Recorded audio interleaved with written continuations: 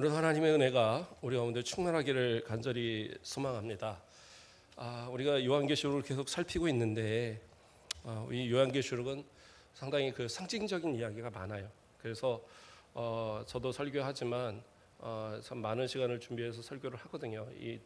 어렵더라고요. 제가 봐도 좀 어려운데 성도들이 들을 때도 좀 어렵게 들을 수 있어요. 그러나 좀 자세하게 설명을 하니까 좀 더 귀 기울여 듣다 보면 말씀이 이런 말씀이구나, 좀 더 은혜가 되는 말씀이 될 수 있고, 또 이러한 일들이 요한계시록에서 말씀하는 것처럼 장차 우리 가운데 이루어질 일들이기 때문에 또 지금의 시대와 또 앞으로 올 시대를 생각하면서 또 주님 오시기를 고대하면서 또 우리의 교훈 삼을 수 있는 또 새 힘이 되는 그러한 말씀이 될 줄 믿습니다. 12장에 이 나오는 말씀은 여자와 용에 대한 말씀이 나오는데요.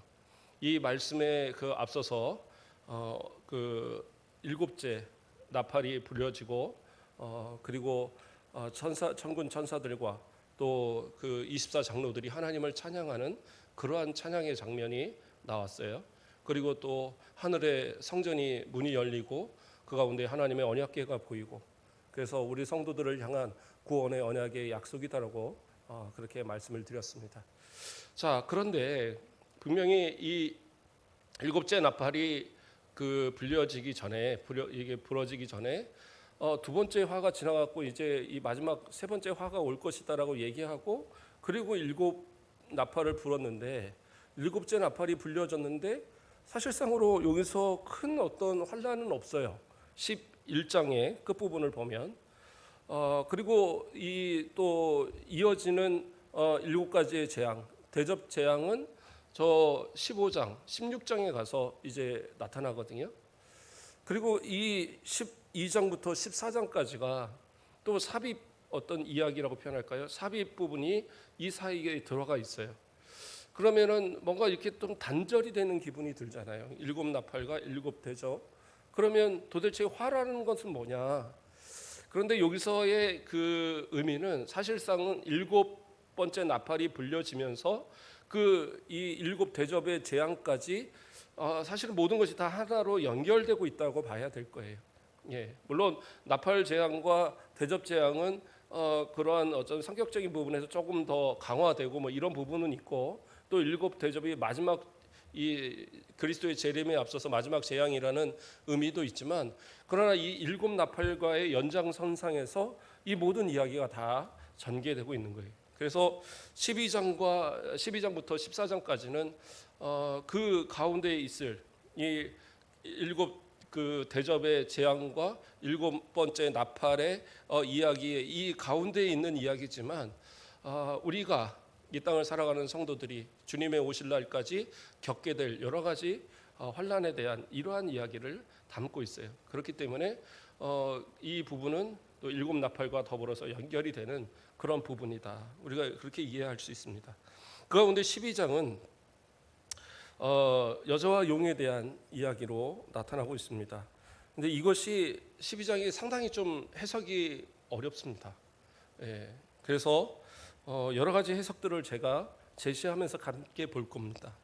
1절 말씀을 보면 하늘에 큰 이적이 보이니 라고 얘기합니다. 큰 이적이라는 것은 장차 일어날 어떤 그 상당히 기이한 놀라운 어떤 일에 대해서 미리 보여주시는 어떤 일이란 말이에요. 그래서 이것을 다른 번역에서는 표징이다라고 번역을 보통 하고 있어요. 그래서 이것이 앞으로 일어날 일에 대한 어떤 상징적 의미를 담고 있다라는 거예요. 그래서 여기서 나오는 이야기는 실제적인 이야기가 아니라 이것이 상징화되어진 앞으로의 어떤 사건에 대한 이야기라는 겁니다. 그러니까 그것을 우리가 이해해야 돼요. 이것을 그냥 단순히 실제적인 어떤 그냥 이야기로 보면 그냥 아주 간단한 이야기입니다. 그러나 이것이 갖고 있는 상징이 대단히 크다라는 거예요. 거기서 무엇을 얘기합니까? 해를 옷 입은 한 여자가 있는데 그 발 아래에는 달이 있고 그 머리에는 12관을 썼더라. 이렇게 나와요. 여기서부터 이제 해석이 참 어려움이 있습니다. 여기서 나오는 첫째 여자, 이 여자가 누구냐? 여자가 누구냐라는 것에 대해서 어떤 이들은 그러니까 천주교 같은 쪽에서는 이 여자를 마리아로 봐요. 왜냐하면 5절 말씀에 보면 여자가 아들을 낳으리니 이는 장차 철장으로 만국을 다스릴 남자라 이렇게 얘기하거든요. 그리고 이어서 그 아이를 하나님과 그 보좌 앞으로 올려가더라. 누구예요? 예수 그리스도를 이야기하는 거예요. 그렇잖아요. 만국을 다스리는 권세를 가지셨고 저 하늘로 올림 받으신 분이 누구예요? 예수 그리스도밖에 없으세요. 그러면 이 예수 그리스도를 낳은 여자가 누구냐? 그래서 마리아라는 거예요. 그런데 이것은 말이 안 되는 것이 쭉 내려가서 17절에 가보면 뭐라고 나오냐면 용이 여자에게 분노하여 돌아가서 그 여자의 남은 자손 곧 하나님의 계명을 지키며 예수의 증거를 가진 자들과 더불어 싸우려고 나오죠. 여기서 뭐예요? 예수의 그 여자의 다른 자손들이 있고 그 자손들은 누구냐? 하나님의 계명을 지키며 예수의 증거를 가진 자들, 우리 성도들을 얘기하고 있는 거거든요. 그러므로 이건 마리아가 될 수가 없어요. 왜냐하면 마리아가 우리 성도들도 낳은 건 아니잖아요. 그래서 그러면 이 여인은 그러면 누구냐? 그래서 이제 또 다른 주장으로서는 이것을 유대교, 그 지금 유대 백성들, 유대교를 말하는 것으로 보는 거예요. 구약의 유대교. 그래서 이 유대교에서 예수 그리스도가 나왔고 왜 그렇게 얘기를 하느냐면 여기서 12달, 그러니까 12별의 관, 12별의 관이 나오죠. 그래서 보통은 12별, 12이라는 이 숫자가 이스라엘의 12지파를 상징하는 그런 숫자의 개념이거든요. 분명히 이것이 12지파에 대한 개념은 맞아요. 아닌 것은 아닙니다.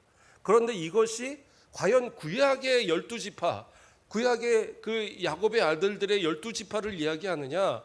그건 아니라는 거죠.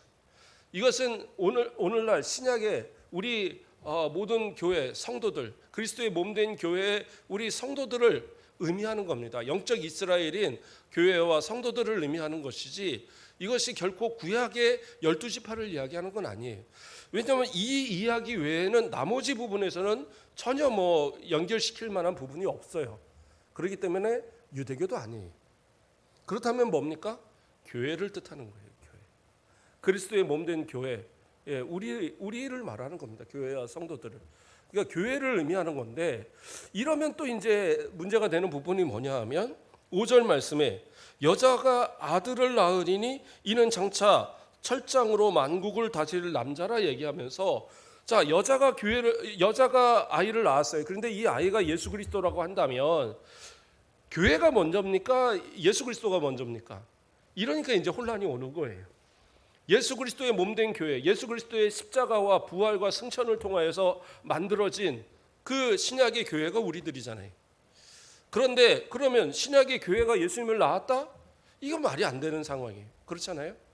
그러니까 이것은 어떤 의미냐면 이 여자라는 이 여인은 그러니까 단순히 그냥 신약의 교회만을 의미하는 게 아니라 구약에서부터 예수 그리스도의 그 메시아의 오심을 대망하는 구약의 교회의 성도들을 다 포함하고 있는 거예요. 그래서 구약의 교회와 신약의 교회를 다 포함하고 있어요. 그래서 그 사도행전의 스데반 같은 경우에 출애굽의 그 광야를 광야에서의 출애굽 백성들을 뭐라고 얘기하고 있어요? 광야 교회라고 얘기하고 있어요. 그래서 신약의 그 사도 시대부터 이미 구약을 단절된 이러한 그 교회로 보는 것이 아니라 구약의 교회와 신약의 교회가 다 연결되고 있다라고 보고 있었던 거예요. 어느 날 갑자기 신약의 교회가 나온 게 아니라 그 다윗의 자손으로 오실 예수 그리스도에 대한 예언이 구약에서부터 계속 되어졌고 선지자들과 또 그 말씀을 듣는 성도들이 예수 그리스도의 오심을 계속 기다리고 대망했단 말이에요. 그러면서 결국에 예수 그리스도의 십자가의 보혈은 뭐예요? 현재와 미래에 대해만 적용되는 게 아니에요. 예수 그리스도를 기다린 그리고 그 소망한 그 과거의 구약의 모든 성도들에게까지 적용되는 거예요. 그래서 예수 그리스도를 메시아로 믿고 기다린 모든 성도들도 다 구원을 받는 겁니다. 그것이 바로 예수 그리스도의 피의 그 공로이고, 그러므로 교회라는 것은 단순히 신약의 교회만을 의미하는 것이 아니라 구약에서부터 연결되어진 모든 구약과 신약의 교회를 다 주님 오실 때까지의 모든 교회를 다 포함하고 있는 거예요. 그래서 이 교회를 통해서 결국에는 예수 그리스도의 나심이 이 주어지고 있는 그러한 관계 속에서 이해될 수 있는 거예요. 그렇기 때문에 이 여자는 교회인 겁니다. 교회. 자, 그러면 다시 또 1절의 해석을 좀 더 나아가겠습니다. 근데 이 여자는 어떻게 하고 있어요? 해를 옷 입고 있어요. 그러면 교회가 여자라는 건 분명한데, 여자가 교회라는 건 분명한데, 그러면 해를 옷 입는다는 것, 또 달이 그 발 아래는 달이 있다. 그러면 달을 밟고 서 있다라는 의미인데, 그렇죠? 그리고 그 머리에는 12관을 썼다. 12별의 관을 썼다. 아까 12별의 관은 우리 성도 교회를 의미한다 그랬어요. 교회. 그래서 12이라는 숫자는 완전수와 또 충만의 수가 되어지기 때문에 교회가 완성되어지고 충만해지는, 그러면 교회의 그 번성하는 그 교회의 이 모습을 상징하는 그러한 의미가 있어요. 이것은 뭐 누구도 교회를 이 여인으로 보는 이 주장에서는 누구도 부인할 수 없어요. 근데 이제 해와 달을 어떻게 번역할 것이냐, 이제 이것이, 왜냐하면 보통 해가 상징하는 것과 달이 상징하는 이 기본적인 성경에 자주 나오는 이야기들이 있거든요. 그렇기 때문에 여러 주장들이 있어요. 그 주장들을 몇 가지 좀 살피면, 어떤 분들은 그거예요. 신약의 그 계시를, 그러니까 신약의 계시를 해로 보고 구약의 계시를 달로 보는 거예요. 그래서 구약의 계시 위에 세워진 신약의 계시, 그것을 받은 이가 누구냐? 교회다라는 거죠. 이제 이렇게 해석하는 경우도 있고, 또 어떤 경우에서는 해라는 것에 대한 속성, 밝고 아주 그 뭐라고 그럴까요? 강한 그 빛으로 모든 것을 비추잖아요. 그래서 이것을 하나님의 성품, 또 그리스도의 성품으로 이 빛나는 광채, 그리스도의 성품으로 그렇게 이해를 하는 거예요. 그래서 이 여인, 다시 말해서 교회는 그리스도의 성품을 가진, 하나님의 성품을 가진 그러한 이것이 교회다. 이렇게 이제 번역을 하면서, 달은 뭐냐? 달이라는 것은 뭐예요? 변화하죠. 변화하지만 그것은 계속적으로 존재해요. 그렇기 때문에 영원성과 변화라는 이 변화성을 함께 보는 거예요. 그래서 그 변화는 이 세상을 어떻게 해요? 밟고 있는 거죠. 밟고 있다라는 것은 뭐예요? 그것을 통치한다라는 겁니다. 그래서 그 영원한 이 세상, 변화하는 이 세상을 주님 오시는 그날까지 다스리는 권세를 갖고 있다. 이런 의미로 해석을 하기도 합니다. 뭐 그러한 이제 선상에서 이해를 하는데, 결국에는 이제 이 말씀을 좀 정리하면, 결국에는 이 땅을 살아가지만, 우리는 이 땅을 살아가지만 하나님의 자녀로서 하나님의 성품을 가지고 하나님의 권세로 이 땅을 다스려가는 그러한 하나님의 백성님들이란 의미 속에서 이 1절을 해석할 수 있는 그러한 말씀입니다. 자, 2절의 말씀에서 뭐라고 합니까? 이 여자가 아이를 베어 해산하게 되매 아파서 애쓰며 부르짖더라. 그러니까 이 여자가 해산한다는 것은 결국에 뭐예요? 예수 그리스도의 오심을 이야기하는 거예요. 예수 그리스도의 오심을, 그런데 아파서 애쓰며 부르짖더라는 것은 예수 그리스도를 대망하는 구약의 성도들의 그러한 어떤 고난받는 모습들을, 선지자라든가 그런 성도들의 고난받는 모습들을 상징한다고 볼 수 있어요. 또한 그러한 모습, 그래서 결국에는 예수 그리스도의 오심에 대한 그러한 어떤 이 교회의 그 대망과 그 당하는 고통에 대한 그러한 모습을 2절에서 보여주는 겁니다. 자, 3절에서는 또 다른 이적이 나타나요. 이 이적은 뭐냐? 결국엔 표징인데 앞으로 일어날 일이기도 하죠. 그리고 이제 지금도 일어나고 있는 일인데 뭐예요? 보라, 한 큰 붉은 용이 있어 머리가 7이요 뿔은 10이라 그 여러 머리에 7관이 있는데, 이렇게 나오죠. 그럼 이게 어떤 존재입니까? 9절에서 뭐라고 얘기하냐면, 큰 용이 내쫓기니 옛뱀 곧 마귀라고도 하고 사단이라고도 하며 온 천하를 꾀하는 자라. 그 분명하게 제시하고 있어요. 말씀에서 누구예요? 마귀예요. 마귀가 여기서 큰 용으로 불리고 있는 겁니다. 그런데 큰 용인데 그 색깔이 어떻게 해요? 붉은색이에요. 붉은색의 상징은 살인, 그러한 어떤 악한 범죄 이런 것을 상징하는 거예요.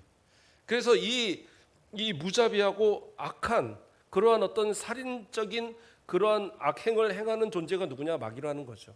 그것을 지금 이야기하는 겁니다. 그리고 그 용은 또 뭐예요? 머리에는 7관이 있어요. 머리는 뭡니까?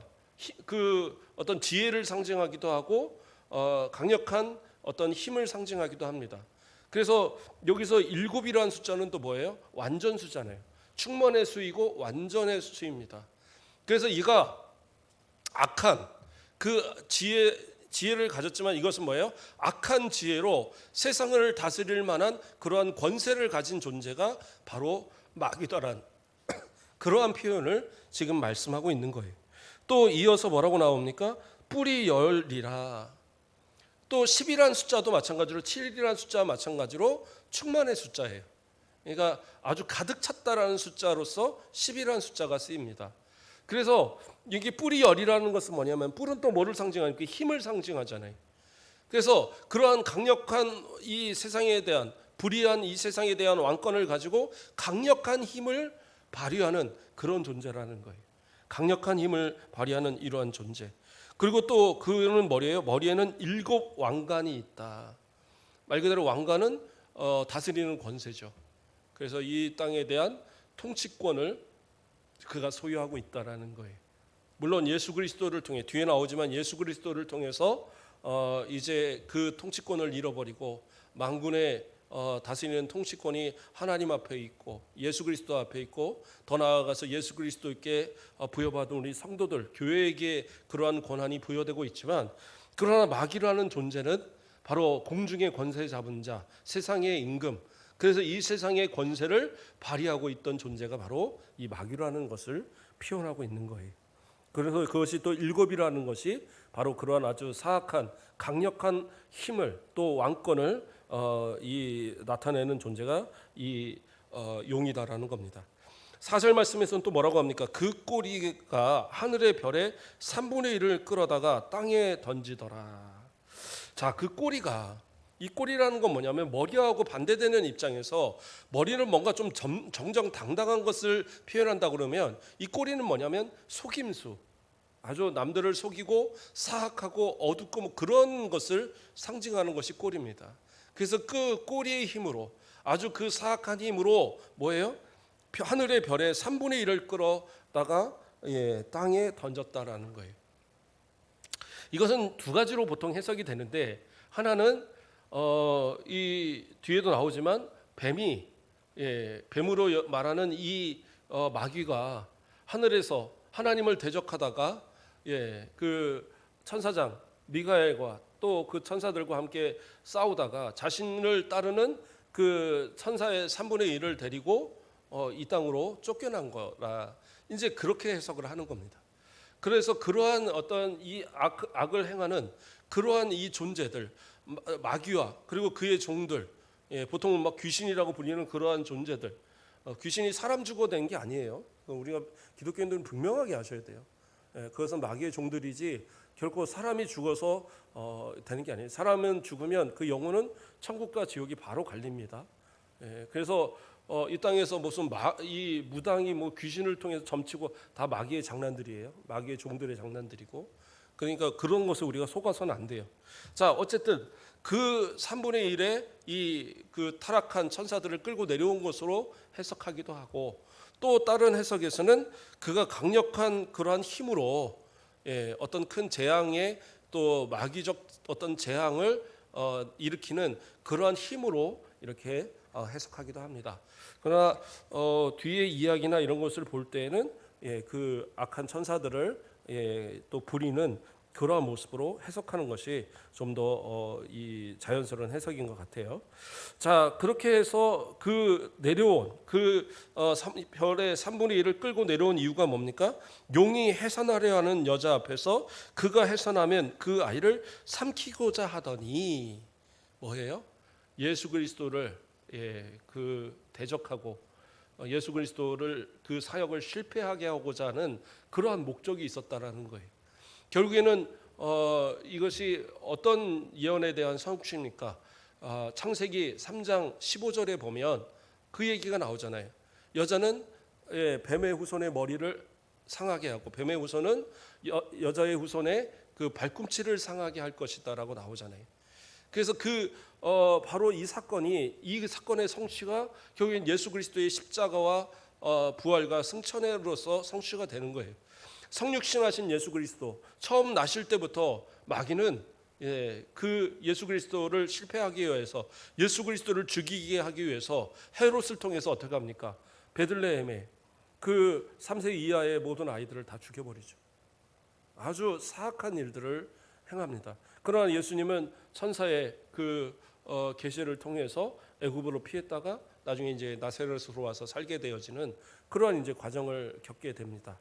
또 뿐만 아니라 예수님이 사역하시는 동안에서도 마귀는 계속 여러 방법으로 예수님을 실패하라고 했고 결국엔 예수님을 십자가에 못 박는 것을 자신이 승리했다라고 생각했지 모르겠지만 이는 하나님의 계획 가운데 우리를 구원하시기 위한 그 피 흘림의 역사고 그것을 통해서 우리의 속죄를 이루셨고 또 부활하심을 통해서 우리의 구원을 확증하셨고 또 승천하심을 통해서 다시 오마 약속하시고 우리의 구원받은 우리들의 처소를 예비하고 계신 분이 우리 예수님이시잖아요. 그 사건에 대한 이야기를 지금 간략하게 이야기하고 있는 거예요. 그래서 그렇게 이것을 삼키고자 하지만 그러나 뭐예요? 여자가 아들을 낳으니 이는 장차 철장으로 만국을 다스릴 남자라 그 아이를 하나님 앞과 그 보좌 앞으로 올려가더라 해서 승천하신 예수 그리스도에 대한 그 설명을 이렇게 이야기하고 있고요. 그 예수님은 어떤 분이세요? 만국을 다스릴 남자. 다시 말해서 마귀의 권세에서 우리를 빼어내어 정말 하나님의 구원받은 백성으로 삼으시는 그러한 모든 구원의 역사를 이루실 분이 우리 예수 그리스도라는 것을 이야기하고 또 나아가서는 예수 그리스도의 재림의 때에 모든 악한 세력을 마귀와 그를 따르는 종들과 또 그에게 따르는 모든 불신자들을 다 지옥에 멸하는 그러한 심판의 권한을 가지신 분이 우리 예수 그리스도라는 사실을 보여주는 그러한 말씀이에요. 자, 이렇게 되면 이제 어려운 부분은 다 지나갔습니다. 그리고 나서 어떤 말씀이 나옵니까? 그러니까 6절에 그 여자가 광야로 도망하매 거기서 1260일 동안 그를 양육하기 위하여 하나님께서 예비하신 곳이라. 1260일 뭡니까? 42달. 뒤에서는 뭡니까? 한때, 두때, 반때. 그래서 3년 반을 이야기하는 거예요. 그렇잖아요. 1260일이 3년 반입니다. 42달이고. 그래서 이 12장에서는 이 그 1260일이라는 말이 나오고 또 그 말씀이 나오지만 13장에 가서는 또 그 13장 5절 말씀에 보면 42달이라는 달이 나와요. 그래서 이것을 뭐라고 보냐면 7년 대환란으로 보는 거예요.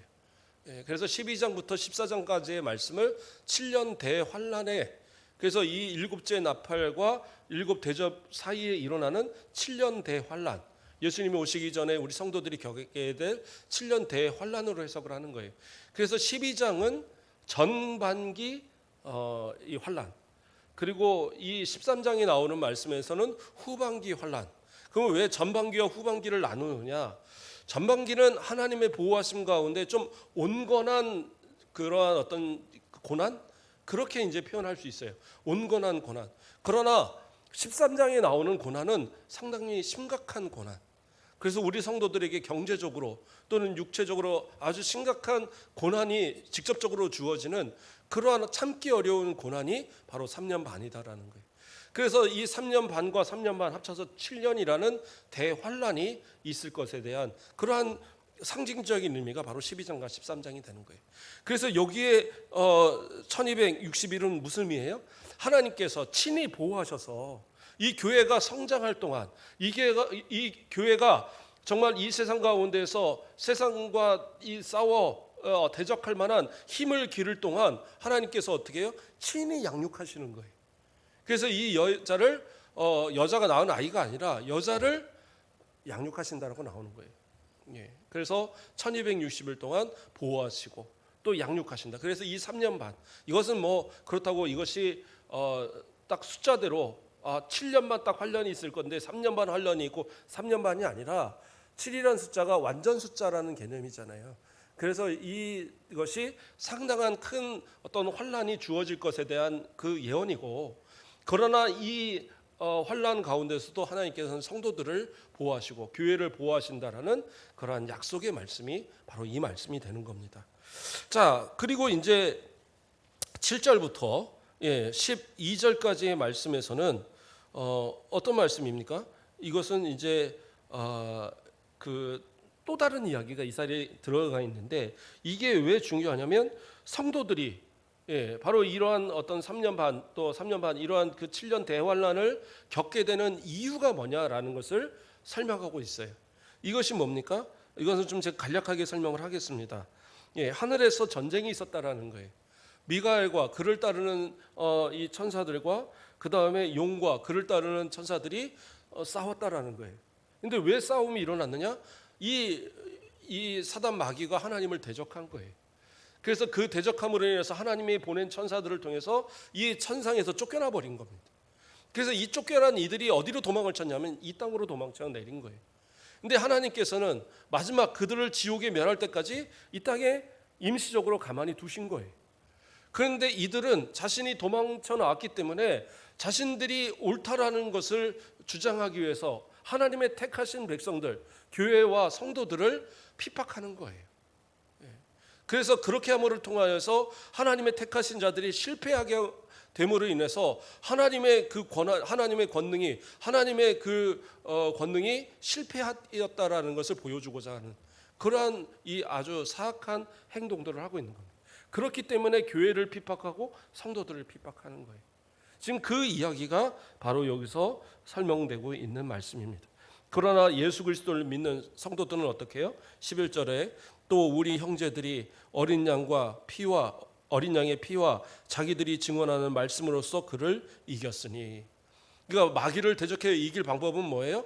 예수 그리스도의 피와 복음으로 우리는 이길 수 있다라는 거예요.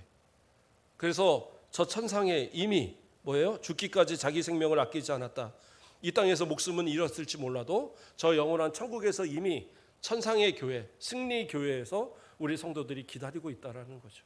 그들이 하나님 앞에 영광을 돌리고 결국엔 이 땅에서 우리는 어떠한 존재로 결국에는 하나님 앞에 또 이 환란을 이겨나가면서 죽으면 저 영원한 천국에 거하는 것이고 살아서는 또 주님이 오실 그날을 맞이하게 되는 그러한 영광을 누리게 될 거라는 거죠. 자, 그러면서 12절 끝에서 뭐라고 그래요? 마귀가 자기의 때가 얼마 남지 않은 줄을 알므로 크게 분내어 너희에게 내려갔습니다. 그렇죠? 그래서 마귀가 이 땅에서 우리를 그렇게 핍박하고 하는 모든 이유는 자기의 때가 얼마 안 남았다. 예수님 재림하시면 자기는 저 지옥으로 멸할 거라는 것을 분명하게 알고 있기 때문에 그래서 성도들을 더 핍박하고 있는 것이다. 이렇게 이제 설명하고 있는 겁니다. 그 다음에 13절부터 17절은 다시 용의 이야기로 연결이 되는데, 자, 용이 자기 땅으로 내쫓긴 것을 보고, 자기가 땅으로 내쫓긴 것을 보고 남자를 낳은 여자를 박해하는지라. 여자가 누구랬어요? 교회. 그래서 이렇게 교회를 핍박하는 일이 일어나게 됐다. 자, 14절에 그 여자가 큰 독수리의 두 날개를 받아, 이거 두 날개는, 독수리는 뭐예요? 신속하고 또 강력한 힘을 상징하고 그 두 날개를 받았다는 것은 하나님께서 보호하심으로 결국에는 신속하게 그 고난을 이겨나갈 수 있다라는 거예요. 그렇게 해서 광야 자기 곳으로 하나님이 예비한 곳으로 날아가서 그 뱀의 낯을 피하여 한 때와 두 때와 반 때를 양육받으며, 앞에서 1260일을 다시 반복한 거예요. 그래서 한 때, 두 때, 세 때.